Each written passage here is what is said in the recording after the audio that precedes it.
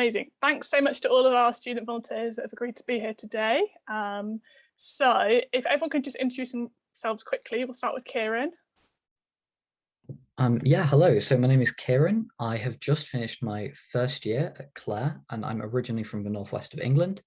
I'm a first generation student, and I'm also the MedSoc Access Officer. So I run a lot of events like this, and I'm really happy to talk about anything student life related or access related. Fab. Mithlan. Hi, my name is Mithlan. I've just finished second year, also from the Northwest, and also a first generation student. Aditi.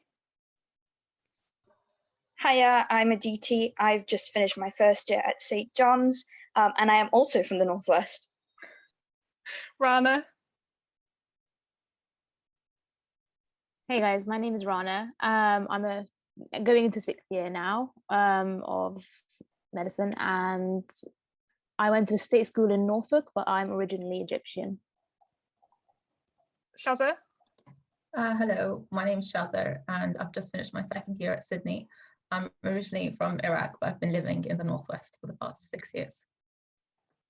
Lots of people from the Northwest today. Danny. Hiya, I'm Danny. I'm going to final year, not from the Northwest, but first generation uni student. Yasmin. Hiya, I'm Yasmin. I'm from London. I'm also CamWAMS secretary and also a first gen university student. Emma. I'm Emma. I'm a 5th year medic from the Southeast, not from the Northwest. Also a first generation student, and also the founder of a website called the Medic Collective. Yeah, all go give Emma a follow because she's got some great resources on there as well. And finally, Jen. Hello, I'm Jen. I'm a 2nd to 3rd year medic at Peterhouse. I grew up overseas, but I spent quite a lot of time in Yorkshire as well. Amazing. Okay. So maybe, Mithla, if you want to take this one, what's the experience of a student who lives hours away from Cambridge? And yeah, how's that affected you? Was that me? Sorry. Yes, sorry. Sure. To be honest, it's been okay. Yeah, I wasn't hugely sure about leaving home personally, and obviously just because of train connections, etc., it's not so easy coming back. But it's been okay just because college has been so warm and accepting, and everyone's been lovely. I think I was surprised. I didn't fully expect that, but no, definitely managed to get along and make a good group of friends. And college is amazing. I'm at Christ personally. They're amazing for any worries that you might have, and they do understand homesickness, definitely. Amazing. Maybe Yasmin, what advice would you give on choosing a Cambridge college, particularly during the pandemic? Yeah, that's a good question. So with colleges, I think it's something like not to stress over because everyone ends up loving their college anyway. But since you have the option, I would say some colleges are open for visitors at this time, but not all of them. So if you can get up and see a few colleges, that would be good.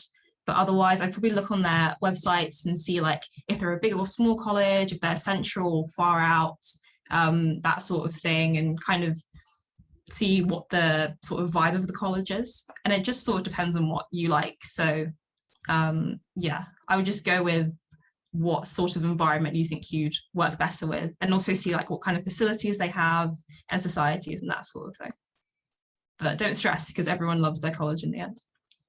Everyone does love their college, that's so true. Maybe if anyone on the panel wants to stick their hand up if they're particularly involved in anything, but is anyone involved in any societies, and how do you balance your social and work life during Cambridge? So raise your hand if you want to take that one. Shazza, do you want to go? Yeah, so I've been involved with Sydney STACR, so the student union. I was the access officer during my first year and second year. And although it's a lot of work, I think it's good to have something that's not related to medicine, and it's good to just make connections outside of medics and medic life. It really made a difference towards how I balanced my time to my studies. So I got some time during the morning to just do my degree, and then in the afternoon I'd have some time to do my access work. And then in the night, if I still have things left, I just go back to them. But I think it's so manageable if you can balance your time. Like you can do lots of things. Yeah, I completely agree. One of my housemates is actually on the Welsh rugby team and still manages to do a medicine degree, so completely achievable. If anyone, also to the whole panel, stick your hand up if you would like to answer this. Are there any scholarship opportunities and what's the bursary situation like? Danny, do you want to take this one? So the bursary situation at Cambridge is really good in general. There is quite a large pot of money to go to supporting students. It at the moment is household income assessed, but they've just raised the amount which people can get help with according to household income. I can't really get much support from my family, quite a poor family, so a lot of my funding has come from the university. My laptop broke in second year, they helped me get a new laptop. Your kind of director of studies, your supervisors are all really helpful at getting you that funding as well. I've also just done my elective and I could basically only afford it because college gave me money to live where I needed to live. So yeah, there's definitely no need to be worried about money coming to Cambridge. Yeah, Kieran, do you have anything to add to that? Or I mean, yeah, I was basically just going to say the same as also someone who didn't really get much parental support. The amount of support from the uni has been amazing. They recently introduced, and I think they're still running, like a digital technologies grant when you join as well, which I know for me at least paid for a new laptop and stuff like that. So, and although it varies a bit from college to college, I think they're all really supportive. Yeah. Rana, do you want to take this one? Does the Cambridge course prep you to be a particular type of doctor? So I think that because you've got such a good scientific foundation and you learnt quite a lot of things in a lot of detail, I think that definitely helps you kind of to think things through and be able to reason things more. So I think you're a little bit more innovative. You're a bit more able to kind of adapt, because I think at the end of the day, medicine is a vocation and it's quite easy to kind of go in, learn how to take histories, learn how to examine patients. But obviously in real life, it's not quite so clear cut. It's not like how you get examined. It's not kind of like, oh, this patient presented like this, so he definitely has this. It's just kind of being able to, you know, sometimes think outside the box, sometimes get quite creative with, you know, how to actually best diagnose this patient, how to best manage them. So I think that, yeah, you know, the academic kind of traditional style of teaching definitely helps you kind of think outside the box a bit more. But also I think it's a really, this degree is really good because it helps you kind of explore your interests. It helps you really kind of hone down on, you know, sometimes things that might not be so well covered as part of a course. For example, I have a really big interest in public health.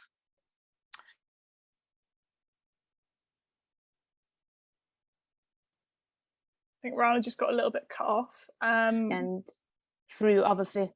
Oh, is it? Can you hear me now? Yeah, we can hear you. Thank you. Okay. But yeah, so through my student selected project, through kind of people I've met, I've been able to kind of explore my interests and do projects that I think would really help my application in the future, I hope, as well. So I think that's another really good thing about the course, that you can really quickly kind of identify what you're interested in, and either, you know, you do something and you do love it. Sorry, my internet's not great, but yeah, I hope that answers your question. That was really good, thank you. Aditi, what would be your best advice for a year 11 student starting year 12 this September? Big question, sorry. Okay, year 11, so a little earlier than I expected, but it's good to see you're interested. I'd say have a good rest because you deserve it. You've had a tough year, so do enjoy. But if you think like you're the kind of person to get bored over summer, and I know some people are, explore your interests. Honestly, there's nothing that you have to do to prep for year 12, but if you're interested and you want to get ahead, there's nothing stopping you. You don't necessarily have to get on with your A-level work.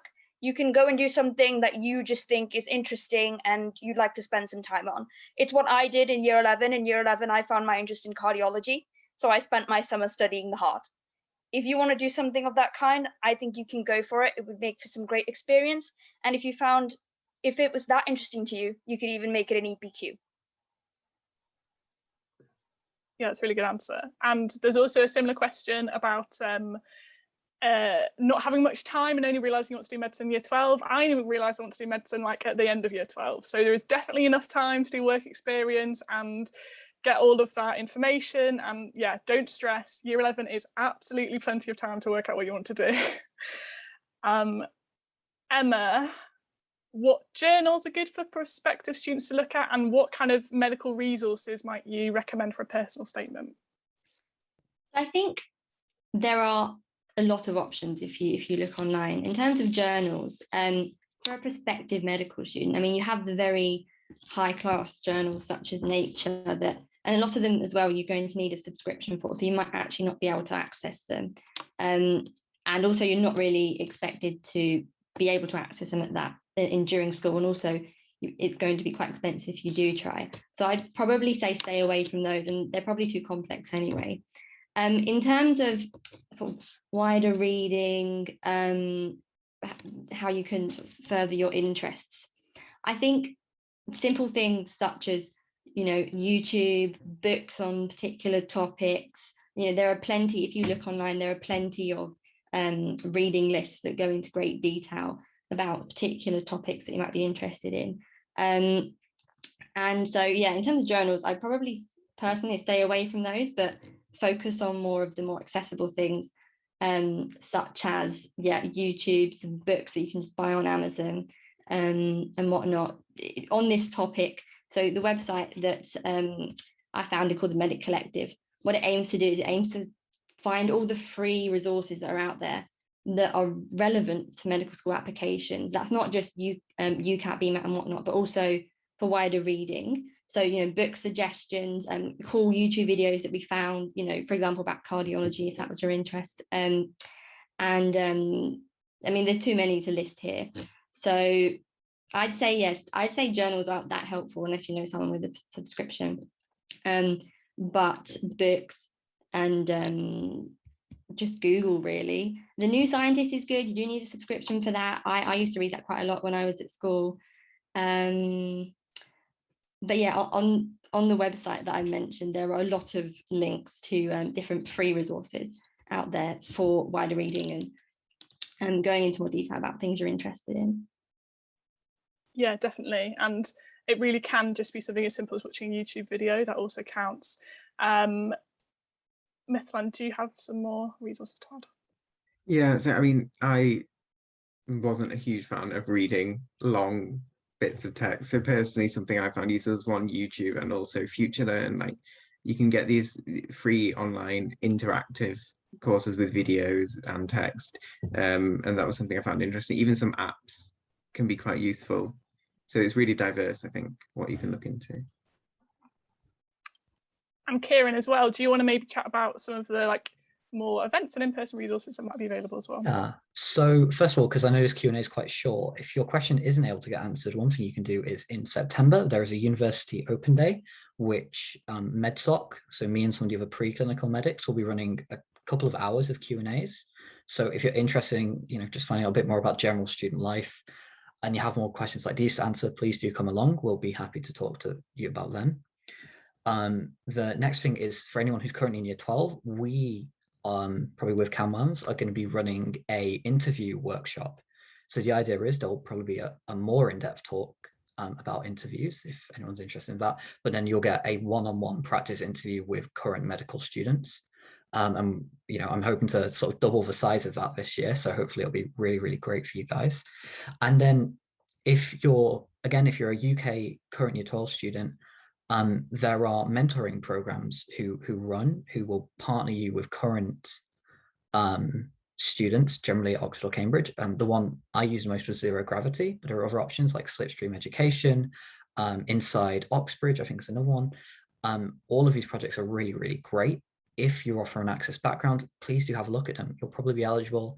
It'll be someone, you know, who's really friendly and eager to help. And it can just give you someone to talk to about these things. And I think I'd really advise you just, you know, have a look if you're able to do these. I know the CamWAMS, I think, occasionally sends out a newsletter. We if you go on Instagram and look for Cambridge MedSoc, you'll see us. We'll promote events throughout the year. So I think there are loads of different events running, whether year 11 or year 12, which can be really helpful if you're thinking of applying to Cambridge. And, you know, the aim is to give you guys as much help as possible. Okay. Yeah, definitely. And check out camwams.co.uk, similar to Medic Collective. We have lots of, as Mac has just put in the chat, we've got lots of resources on there as well.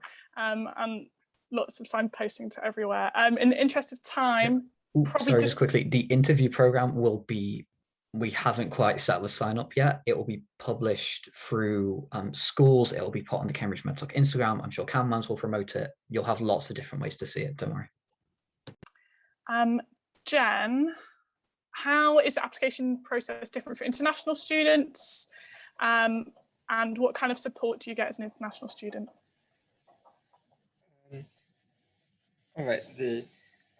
In terms of how the applications process is different, it used to be the case that when there were in-person interviews, if you wanted to be interviewed in another country, there would be an earlier deadline, so you have to look out for that.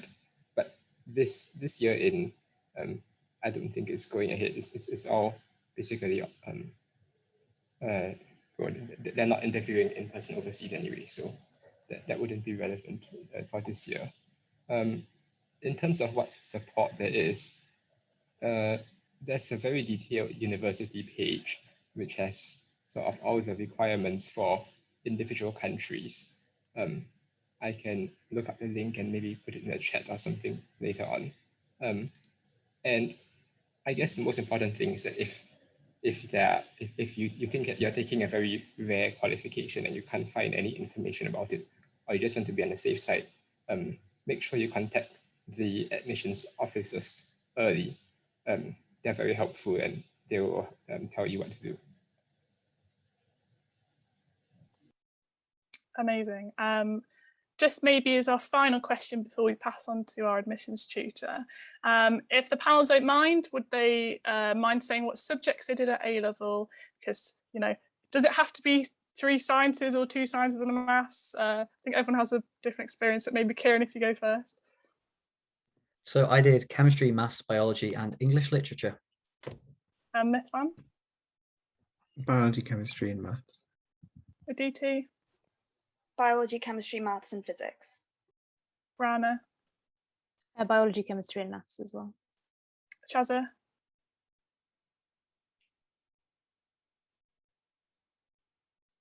Danny? Biology, chemistry, maths, and further maths. Yasmin? Biology, chemistry, maths, and music. Emma? Biology, chemistry, maths, and physics. Jen, you did IB, didn't you? Yeah, I did biology, chemistry, and economics. And also, Dr. Howard, do you want to answer this one as well? Hey, I did biology, chemistry, maths, and fine art. So there is a wide range. You do not have to do all sciences. I think the only one that's compulsory for Cambridge is chemistry. Biology is often recommended because it's quite challenging if you haven't studied biology previously to catch up, but you absolutely don't need to have it. And there are courses that Cambridge runs as well. Amazing. Thank you so much to our student panel. There are still questions that we'll hopefully be able to answer at a later point. But great.